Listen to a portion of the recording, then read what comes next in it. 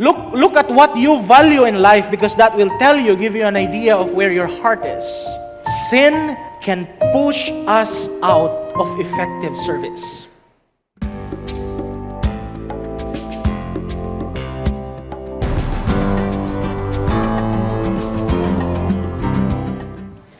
Good. Are you happy and glad, grateful to be here this morning? Amen. We praise God, and of course, we're also thankful and grateful to God that you have come to worship with us today. It is a joy to gather once again in God's presence. You always look forward to Sunday or Saturday to be here and to worship God together as a church. And of course, we do worship God individually. Wherever we are, worship is a lifestyle for us. But it's also different, and it feels good to be together, to come here for worship on Saturday or Sunday. Last week, we began a new journey together as we enter the year 2026, and we are following on a series called Refocus, as you can see from the backdrop. And last Sunday, we talked about what it means to refocus your vision, to see clearly again, especially to hear God and His direction for our lives. And we learned that vision is not just about what we see, but it is also about what we hear, what we obey, and how we walk in God's Word. That's how we look at vision as far as our walk with God is concerned. This morning, we take the next step, because even when we have a vision, or when the vision is clear, our hearts can still drift. It can still be confused. Muna ingon ba ni sa Bible, the heart is deceitful above all else. Diba? So it's easily distracted, and that's why we need to refocus our heart as well. So that will be our meditation, our teaching this morning. But before we go any further, let us commit this time to God in prayer. Let's bow down our head and let's pray. Our gracious God and loving Father, eternal and most wise God, thank you, Lord, for bringing us here today. Thank you for your word. And I pray, Father, that as we open your word, as we look into your word, you will speak to us, to our heart. You will minister to our lives. And we will see how your word will become not only relevant, but transformative in our respective circumstances or our situation in life. Bless our time together now. In Jesus' name, amen. Refocusing your heart is about drawing closer to God. And most believers don't understand or don't just abandon their faith overnight. It doesn't happen overnight. Now, you just wake up one morning and you say, I don't believe in God anymore. Hinay-hinay na siya nga nagapangitabo. And it starts by, maybe wala na kay gana mo pray, wala na kay gana mo basa sa Bible. It starts that way, and then wala na kay gana mo simba, yun ana, no? You slowly drift from your faith, from your walk with God. It happens slowly, gradually. And you realize that what once stirred your hearts, what once convicted you about God, no longer move you. What once mattered most gets crowded out. Not because you stop believing in God, not because you stop believing in what His Word is saying, but because you stopped paying attention to your heart. Our heart never stands still. It always moves in the direction where we give priority in life. It is always leaning toward either security or surrender. It is always leaning toward comfort or calling towards self-preservation or surrender. We make those choices every day in our lives. And the choices that we make, whether we like it or not, would certainly shape the direction of our lives. And so as we begin to talk about refocusing your heart this morning, I'd like to ask this question: where has your heart been focused on lately? What's in your heart? If Facebook would ask, what's on your mind? Our teaching this morning would ask, what's in your heart? Unsang naa diha sa imong kasing-kasing? What preoccupies that portion of your heart? So I think that's why refocus does not just begin with changing habits, modifying your behavior. Refocusing our heart is bigger than that. It's deeper than that. Because when we refocus our heart, it means that we realign our heart to the heart of God. You know, there is a man in the Bible, I'm sure you're familiar with this man. His name is David. And David became king of Israel. We know maybe a good part of his life from what he reveals himself in the scriptures. And at one point, David became the king of Israel, and it was only during his time that he was given the overall control of both the northern and southern kingdom. You know, we know that the history of Israel at a certain point, they were divided. But when David became king, he had overall control. That's how famous, powerful, effective he was as a king, as a leader. And if we look at the life of David, if you're familiar with his life, he taught us one thing. And this is also what I'd like about his life. And he taught us from Psalm 51 verse 10. And David taught us that our heart needs renewal. Look at what he says in verse 10. Create in me a clean heart, O God. Renew a loyal, in other version it says, steadfast spirit within me. David understood what sin has damaged in his life. And David understood that his sin did not only damage his action, his behavior, his outward life, but it also very much affected his heart. David understood that. That is why here in this prayer, David was not only asking God to forgive him, David was asking God to change his heart. Ano bang ibig sabihin niya when he said, Lord, create in me a clean heart? I'd like to believe David was asking for a renewal of heart. David was praying that God will change his heart. Because David understood something spiritual here in the context of his life. And that's where we can relate most people today, that we can still look successful on the inside, but outside, but we are broken on the inside. That's what David was coming from. He says, create in me a clean heart, because here David is admitting something honest and humble about himself. And what was that? David was saying to God, Lord, change me, change my life, change my heart, because I cannot change myself. I cannot fix myself. David was humble enough, honest enough to admit that to God. So that's the context of his prayer. Renewal always begins with the Lord, because only God can blot out our sin, can remove the guilt that we feel inside us. Only God can cleanse us from our sins and from our unrighteousness. David understood that very well. That's why he said this prayer to God directly. And he said, Lord, change me because I cannot change myself. Only God can cleanse our motives. Only God can purify our desires. And only God can restore our intimacy with the Father. Only God can do that. David understood that very well. That's why he came to God and he prayed this prayer.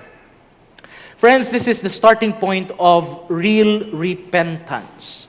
You know, a lot of people would say, how do you know that that person has repented of their sins? Well, people say, okay, when that person comes to the altar, prays this prayer and with crying. No, maybe I'd like to think that true repentance comes not when you bow down your knees, but when you change your life. Because no matter how you bend your knees, even if you bend your knees all day, cry before God, but if you don't accept His grace in your life and change, That's not true repentance. So David understood this very well. And this is the prayer. And I pray and I hope that this can also be our prayer. And we say, Lord, don't just change what I do. Change what I love. Because most of the time we thought that the things that we're doing, because we love those things, it's okay to God. But it's not. And it's not even biblical in a lot of cases. David also remembered, perhaps, when he was praying this prayer to God, David remembered what happened to King Saul. David saw how sin led to being removed from service. And he knew he could lose his usefulness too. Kaya ang cry ni David sa verse 11, sabi niya, do not cast me away from your presence, and do not take your Holy Spirit from me. That was the prayer of David. So if that's verse 10, the verse 11 is even heavier here. And it's pregnant of a lot of meaning and implication in our relationship with God today. David was not afraid of losing the throne, of losing being the king of Israel. He was not afraid of that. He was afraid of losing God's hand on his very life. That is why he's praying to God and said, do not cast me away from your presence, Lord. And do not take your Holy Spirit from me. Now, don't get me wrong. We do not lose the Holy Spirit as believers. There's assurance of our salvation. But listen, sin can push us out of effective service. It can dull our passion. It can weaken our witness. And this is what happened to David. He lost the joy of his salvation. David knew why his joy was gone. Because sin drained his life. Drained his passion for God. Drained his intimacy with the Father. His zeal for God. And the only way to get it back was not through position, was not through being king of Israel. It was not even through his success at the time. But David understood that to put it back, to bring back the joy in his life, was to have an inner renewal that only comes from God. That is why real repentance looks like this. Not just asking God to forgive us. No doubt about God, no doubt about that. God will surely forgive us because He cannot go against His nature of forgiving people, caring He died on the cross for that. He will certainly forgive us. But that's not only the prayer of David. David was not only asking for forgiveness, he was asking for God's restoration upon his life. To restore his heart, to restore his joy, to restore his anointing, his usefulness for his glory. That's what David was praying for. And here's the thing. Renewal is not a one-time event.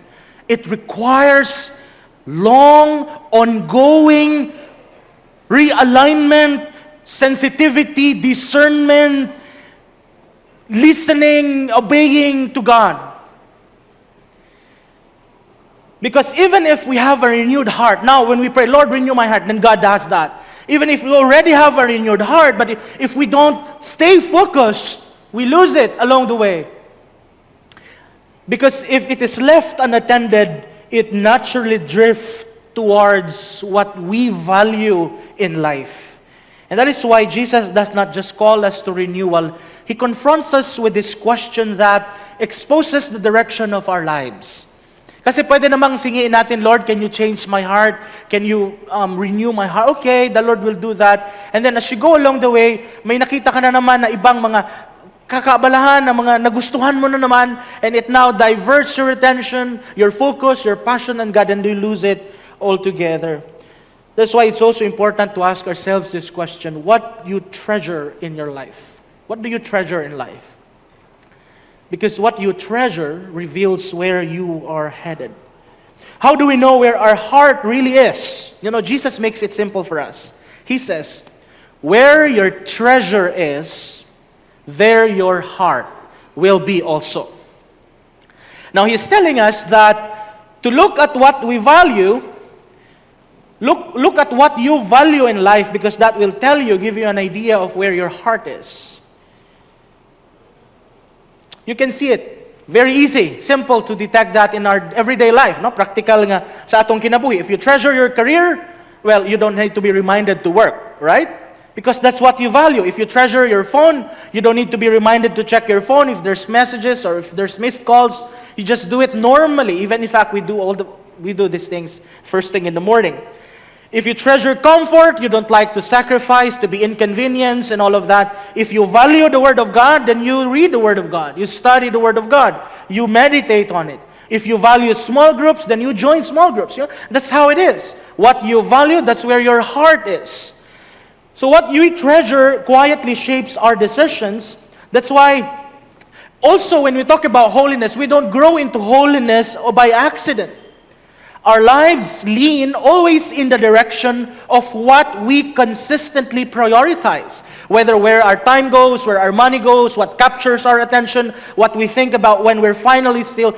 These things, friends, reveal who or what takes the center stage in your life. If you say you value your relationship with God, you do not just come here 1.5 hour on a weekend and just go your way throughout the week. You always are sensitive of God every day, every minute of your life because you value Him. That's how it is. It's very easy to detect, to see what you value because that translates to what you prioritize. And what you prioritize, you give time. And what you don't, you don't give time. When God is no longer our highest treasure, it shows up in practical ways. Worship becomes just a routine for you, for us, coming here on a weekend and a half hour. Yes, we attend, but we don't engage in. Prayer just becomes optional for us. We only pray when there's crisis. But there's a danger to that. Let me tell you something. When you only come to God and pray to Him only when you are in crisis, you don't actually have faith. You actually just think of God as customer service. Because you only come to Him and call Him up because you need Him that moment. Obedience becomes selective for many people. They only just choose those parts of the Word of God that suits them, becomes more convenient, favorable for them. But when God begins to rebuke them, correct them, train them, no, they don't take it. So this is what happens. This reveals what truly takes the center stage of our lives, what we truly treasure, where our heart really is. So refocusing the heart means slowing down and asking this honest question, what has my heart been treasuring more than God? Maybe it's success, maybe it's control, maybe it's money, maybe it's approval or comfort or security. But let me tell you something, those are not bad things. It's not bad in itself to be pursuing these things in life, but it'll only become bad and idolatrous when these things take the place of God in your life. Whatever we treasure most will eventually determine where we take our life, where we direct our lives. And here's the danger. When we don't regularly refocus our heart, when we don't regularly refocus our treasure, the heart does not just wander. You know what happens? It becomes divided. Not rebellious, not unbelieving, but it becomes divided. Kasi love pa rin naman natin ang Lord di ba? Kaya naniniwala pa rin tayo sa Lord. We still read the Bible, we still respect the Word of God. It is not rebellious, it's just divided. But there's a danger to having a divided heart. Let me give you an example. In the Old Testament, in the story of King Asa, in 2 Chronicles chapter 14, 15, and 16. We will not be reading that here. That is your assignment. Read it at home. That story in 3 chapters. King Asa, maybe this name is not very much familiar to most of you. King Asa's story is sobering because King Asa began well as a king. Asa was the third king of Judah, the southern part of Israel, and he was known for his zealous reforms, bringing peace, prosperity to his kingdom for years. King Asa ruled in Judah for 40 years. We find that in 1 Kings chapter 15. And the scripture tells us in 2 Chronicles 14:2, it says, Asa did what was good and right in the eyes of the Lord his God. That's how he began. He did the right things, the righteous, godly things that honors God as a king, as a leader, as a person, as a believer of God. In fact, as a king, he made a lot of reforms in Israel. He removed foreign idols, foreign gods. Lahat ng mga foreign pagan idol, tinanggal niya lahat. He commanded Judah to seek the Lord, and he led a lot of spiritual reforms. But when a massive Ethiopian army came against him, Asa did the right thing. He prayed this prayer in chapter 14, verse 11. Sabi niya, Lord, there is no one like you to help the powerless against the mighty. And he was referring to their enemy. And then he said, help us, O Lord our God, for we rely on you. So in the beginning, Asa was very much dependent upon God, even though he was already a king. He has maybe hundreds and thousands of armies under his command. But then he still recognized the power, the authority of God over their empire, over their kingdom. That's why they prayed this prayer. And because God is good and God is gracious, God responded and Judah won a victory that could only be explained because God delivered them. Later, Prophet Azariah came to Asa with his same word from God. In chapter 15, sabi ni Prophet Azariah kang Asa, the Lord is with you when you are with Him. If you seek Him, He will be found by you. So niremind siya, patuloy mong isik ang Panginoon. Kasi pagka-isik natin ng Lord, we will find Him and the Lord will answer us. King Asa listened to that prophet. He renewed his covenant before God, and as a result, he even led many more people to worship the Lord. As the scripture says in chapter 15, the Lord gave them rest on every side. In other words, the Lord gave them favor, the Lord gave them success. But look at what happened next. Something changed along the way, because in the 35th year of his reign, he was king for 40 years. On his 35th year of reign, he made some mistakes. When Baasha, king of Israel, threatened King Asa and his empire, Asa no longer prayed. Instead, ang iyang gibuhat, he made an alliance with King of Aram, relying on his political strategy rather than God. That is in chapter 16. And so, God sent Prophet Hanani to confront Asa. O gisultihan siya, because you relied on the king of Aram and not on the Lord your God, you will no longer be at peace. For the eyes of the Lord range throughout the earth to strengthen those whose hearts, there you go, whose hearts are fully committed to Him. Giremind siya ni Prophet Hanani, girebuke siya, gikorek siya. Pero abi ninyo unsang gibuhat ni King Asa, instead of repenting, apologizing, being sorry about what he did, Asa became angry and he imprisoned Prophet Hanani and oppressed a lot of people. That is why near the end of his life, King Asa developed a severe disease in his feet. It was not provided what kind of disease. Unsa ba ng mga sakit sa tiil? Gout tingali? Or unsa ba? So he developed a severe disease in his feet, and the scripture gives this breathtaking summary in 2 Chronicles chapter 16, verse 2. Yet even in his disease, he did not seek the Lord, but only the physicians. Dito lang siya, itong binisaya nga tambal-tambal ba? Dito siya, wala siya nito sa Ginoo. You know, the tragedy is not that King Asa struggled about his concept, his belief in God. His tragedy was that along the way, his heart was divided. Hindi naman niya tinalikuran ng Diyos eh. Hindi naman siya naging atheist. But his heart was just divided. And God was no longer his first response. Yes, he still believed in God, but he no longer depended on God. And this is the warning for all of us today. It is possible to start strong and passionately, but not end well. To begin in faith and finish in self-reliance.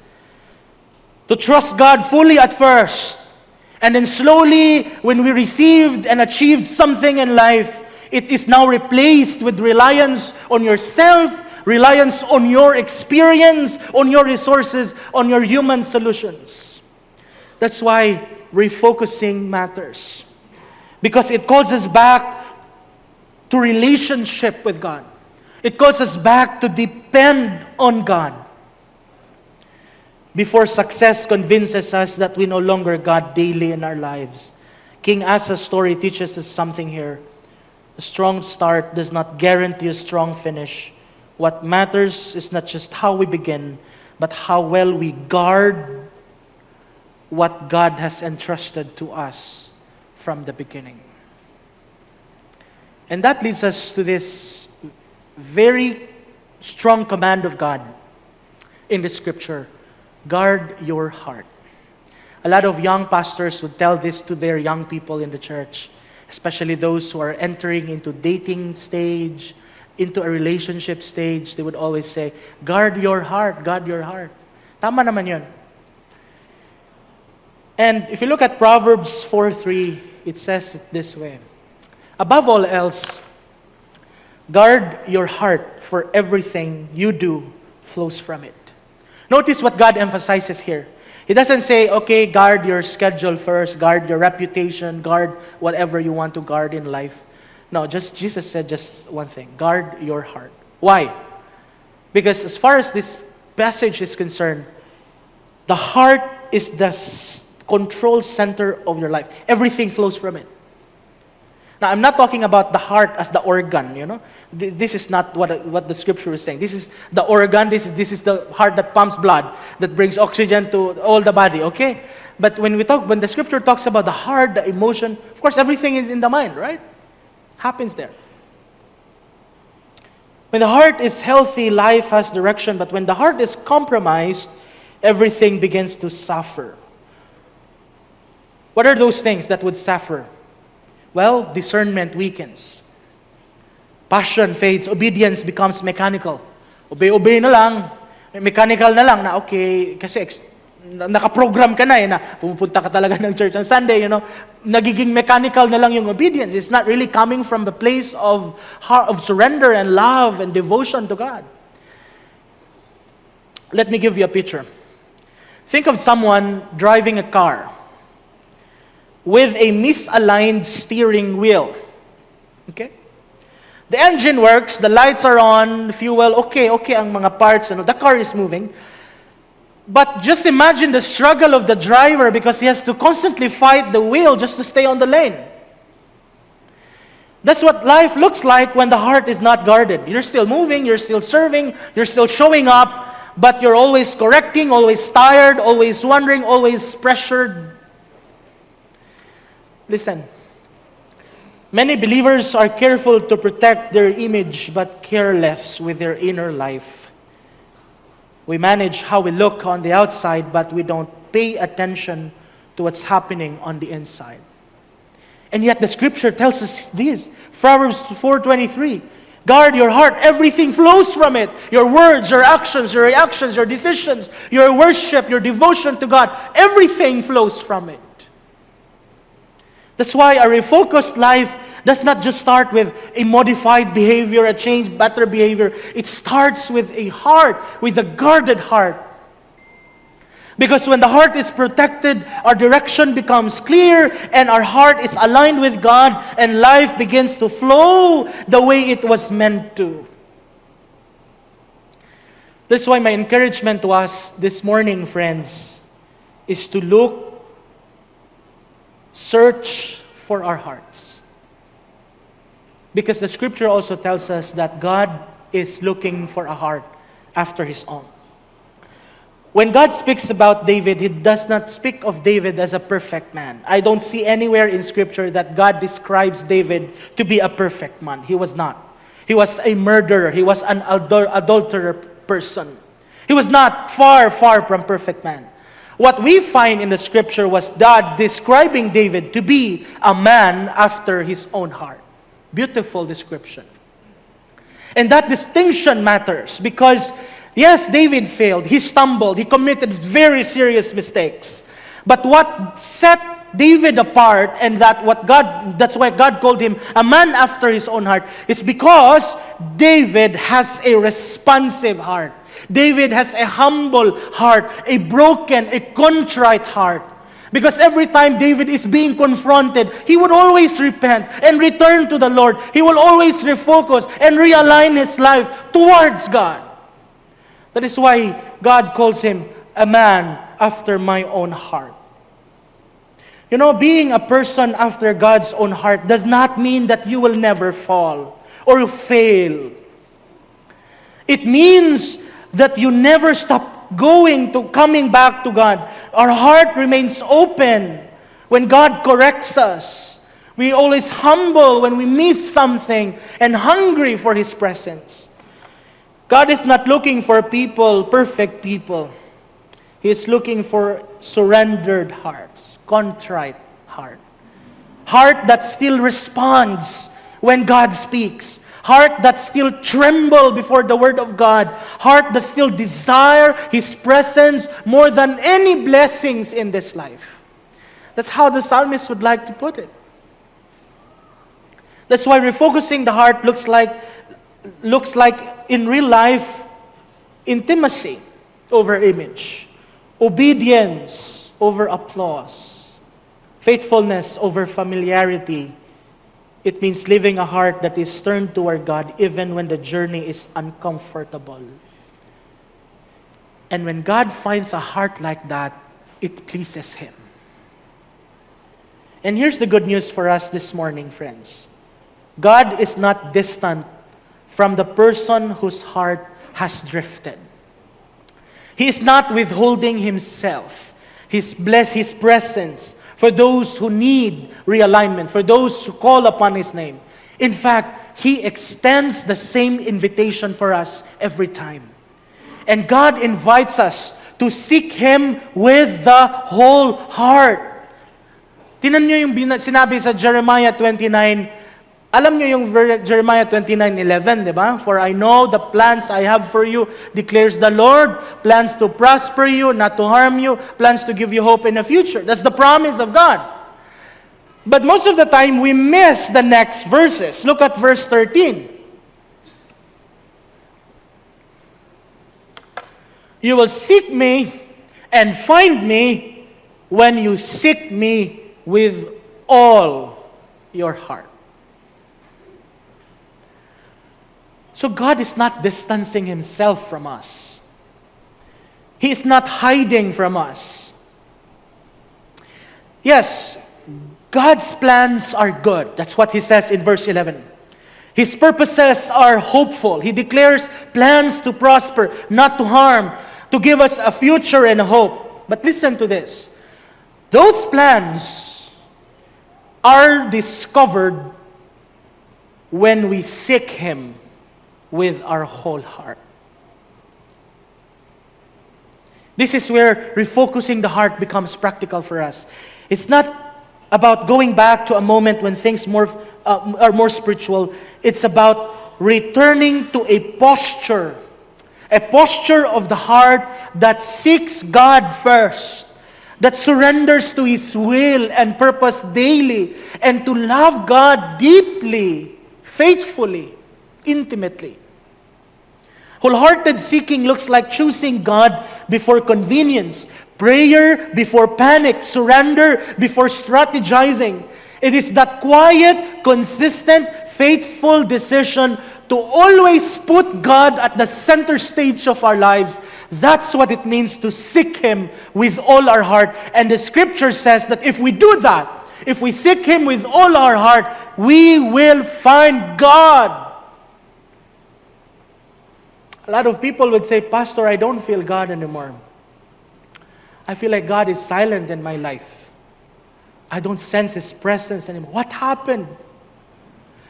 The Scripture is clear that if we seek Him with all our heart, with a broken, humble, contrite heart, we will find God and we will experience and encounter His presence. And here's the promise we can hold on to today and for the rest of our lives. When we seek Him with our whole heart, we will find Him, not just His blessings, not just His answers to our prayers, but His presence. This is God's gracious invitation to us today, to seek Him again with an undivided heart. And when we do, friends, God promises in His Word that He will meet us. He will meet us where we are. So today, we don't just pray for a changed behavior. We pray for a renewed heart. Like the prayer of David, when he says, "Create in me a clean heart, O God, and renew a right spirit within us." That's what it means to refocus your heart. To return to God. To realign our heart to the heart of the Father. And to place God back at the center of our lives where He truly belongs. Kaya kung wala ang Ginoo diha, laing butang o laing tao ang naa diha. That's why life becomes miserable for many people. So this is my encouragement and my prayer, that we will refocus our heart and return to God. Surrender to Him. Let's pray.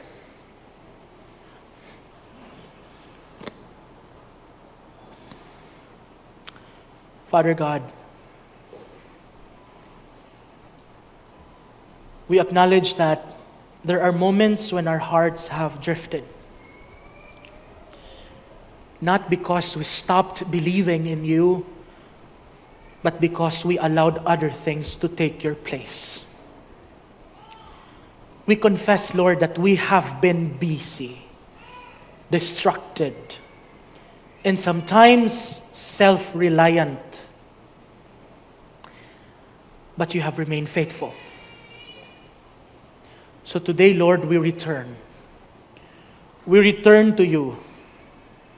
And like the prayer of David, create in us a clean heart, O God. Renew a right spirit within us. Lord, restore what has grown cold. Realign what has drifted out of place. Heal what has been wounded by sin and fear. Lord, we don't want to follow You out of routine. We want to love You with sincerity of heart. Lord, we don't want divided hearts. We want devoted heart. Teach us to treasure You above success, comfort, approval, or control. Guard our hearts and keep them soft towards Your voice. Help us seek You again with our whole heart, not halfway, not occasionally, but daily, humbly, fully. May our words, our choices, and our worship flow from hearts that are refocused on You. Father, we return to You today. Please accept us by Your grace. Thank You for refocusing our hearts today, our vision, our mind, and hopefully our habits.